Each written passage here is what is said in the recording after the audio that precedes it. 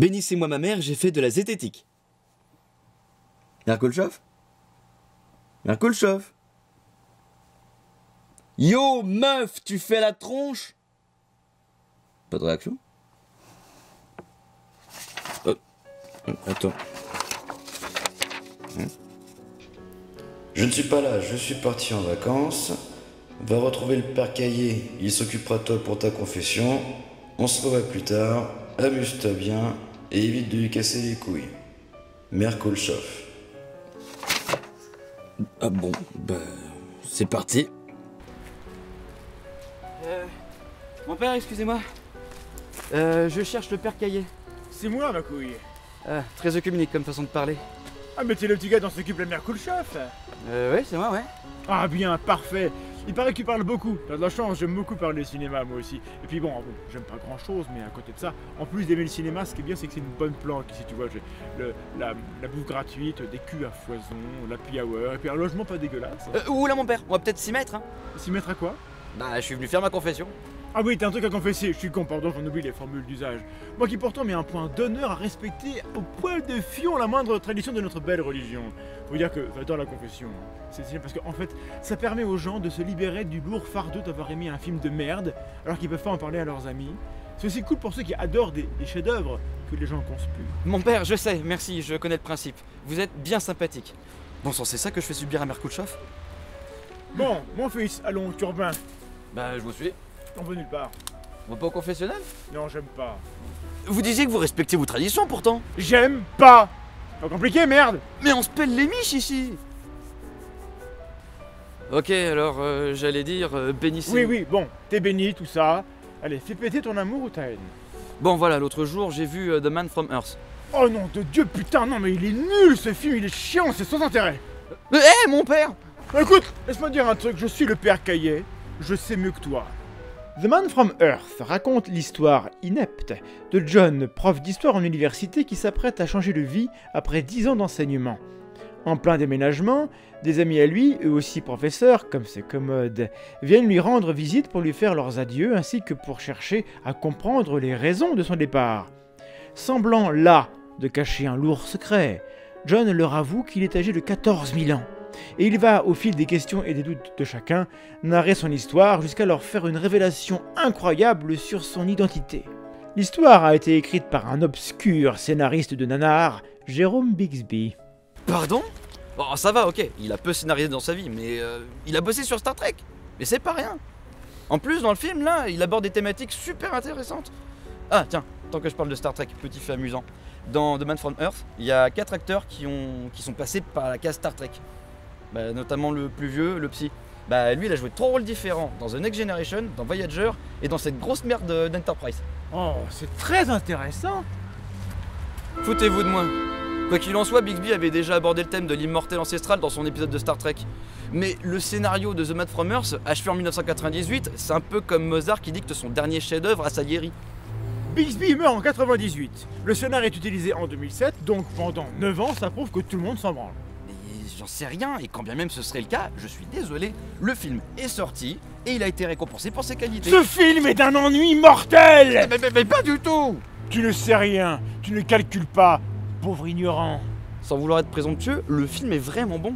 Bon, mais c'est un foutu huis clos, sans aucune originalité, avec des acteurs mauvais, une réalisation ratée pâquerette, des rebondissements capillotractés qui arrivent à des moments trop commodes pour être crédibles. Les histoires que John raconte ne sont qu'un amalgame de théories, études, recherches historiques et des détournements mythologiques qu'on a vus 100 fois ailleurs. Vous n'avez pas tort, mais vous avez tort. Bah vas-y, dis-moi ce que tu as aimé dans cet étron. Eh bien pour tout vous dire, je l'ai aimé malgré ses défauts. Sa réalisation n'est pas folichonne, elle est des plus basiques, peu inspirée, et je ne trouve pas que les acteurs soient extraordinaires. Là-dessus, on est d'accord. Voilà qui n'aide pas à défendre cette merde.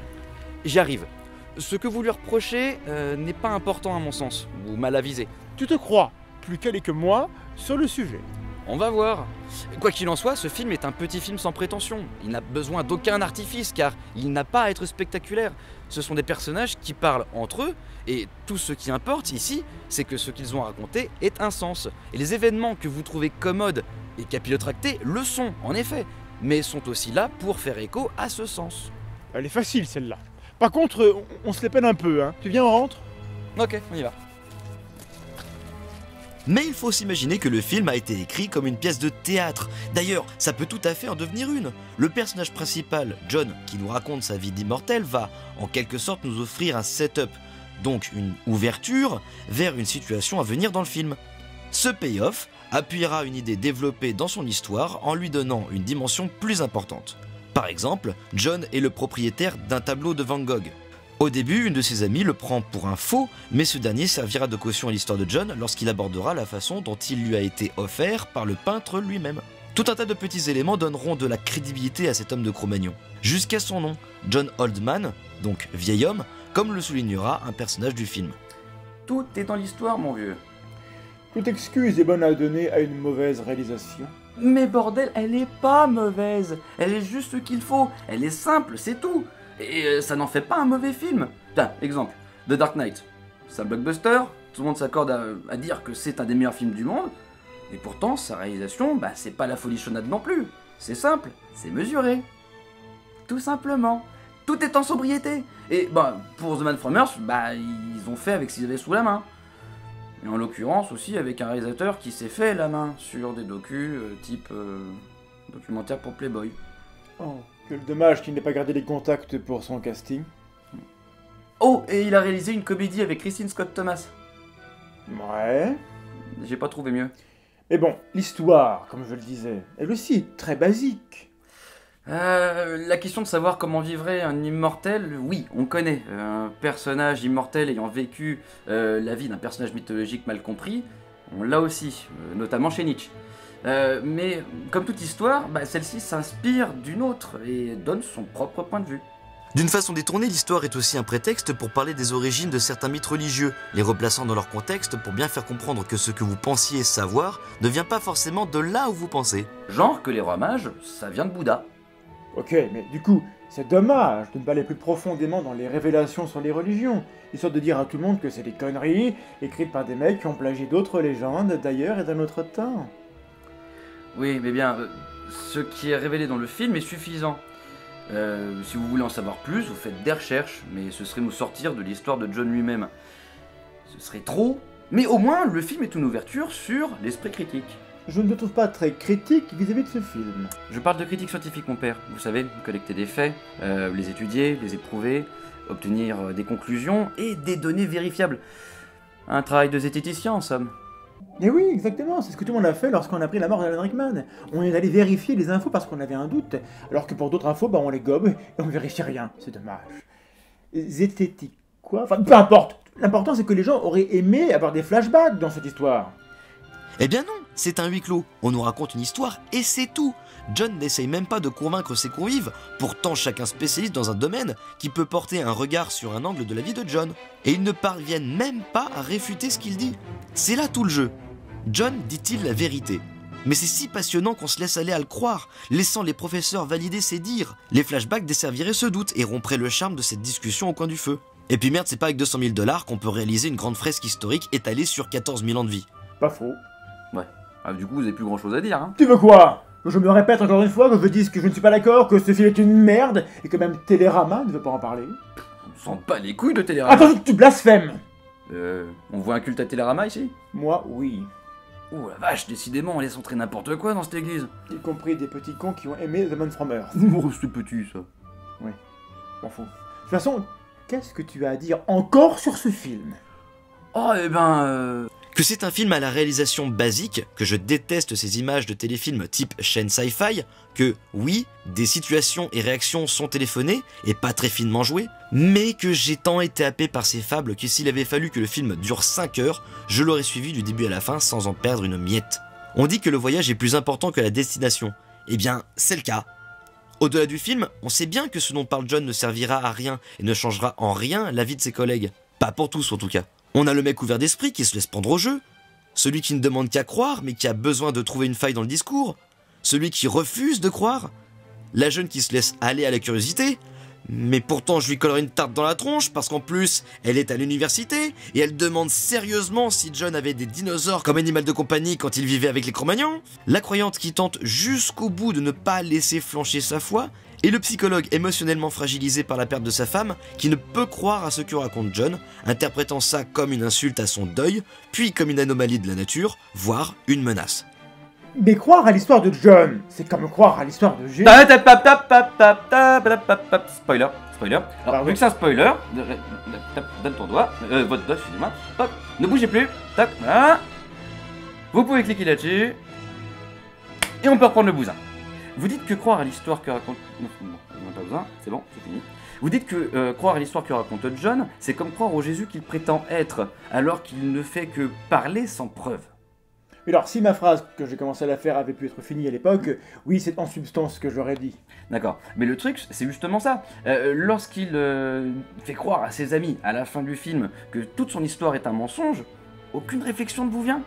Bah non, parce que ce film est une... Parce que là, clairement, il les tenait. Son histoire les avait convaincus, ces profs d'université. Ils étaient prêts à croire que John avait vécu depuis l'aube de l'humanité, et ce jusqu'à croire qu'il a un jour été le Christ. Il a réussi à ébranler la foi d'une fervente croyante, le tout sans preuve, juste avec des arguments et une histoire bien construite. Alors imaginez et posez-vous 2 questions. Qu'est-ce qui se serait passé si John n'avait pas été l'immortel qu'il prétendait être? Et qu'est-ce qui se serait passé s'il n'avait pas fait croire qu'il avait menti? J'en sais rien, moi. Eh bien réfléchissez-y, car les choses auraient changé pour lui et ses amis. Du coup, la destination où nous amène le film, on s'en fout un peu, puisqu'elle ramène un statut initial où rien ne bouge. Et c'est presque un point de vue pessimiste, mais le voyage, lui, a été intéressant parce que l'histoire est captivante, parce qu'elle met le doute, parce que non, tous les fans de SF n'ont pas entendu cette histoire, et que si, elle reste intéressante, car en plus de parler du cheminement de l'humanité, elle parle de la foi aveugle que cette dernière accordait à des « et si » farfelus. Après tout, c'est ça Dieu et autres créatures mythologiques. Et si ça existait? Eh bien John c'est pareil. Et si sa vision de la religion était vraie? Le point de vue, hein, pas le fait que lui soit un immortel qui fut Jésus. Ou pour aller plus loin, on pourrait se demander ce que pourraient nous apporter les capacités de John, son impact sur le savoir, la moralité, etc., etc. Voilà par exemple ce que ce film peut vous apporter. Alors, si vous n'y entendez rien et que ça ne vous intéresse pas, bah je suis désolé, hein, je ne peux rien y faire. Mais j'aime énormément ce film. C'est un ami marionnette à moi qui m'a fait découvrir ce petit bijou. Le film est disponible en téléchargement et chacun est libre de faire un don. L'équipe est même heureuse qu'il ait pu tourner et réussir grâce au piratage qui a permis son succès. Qui nécessite encore, selon moi, un large coup de pouce. Je vous conseille bien évidemment la VOST, parce que là, la VF est pas très finement jouée selon moi. C'est vraiment bien, mon fils. Tu as su parler avec ton cœur d'un bon film. Bon film. Ah mais vous l'avez vraiment aimé en fait. Bien évidemment. Oh. Je ne faisais qu'éprouver ta foi et elle n'a pas flanché. Mère Kulchov serait très fière de toi. Ah mais carrément, genre je le suis vraiment de ouf quoi.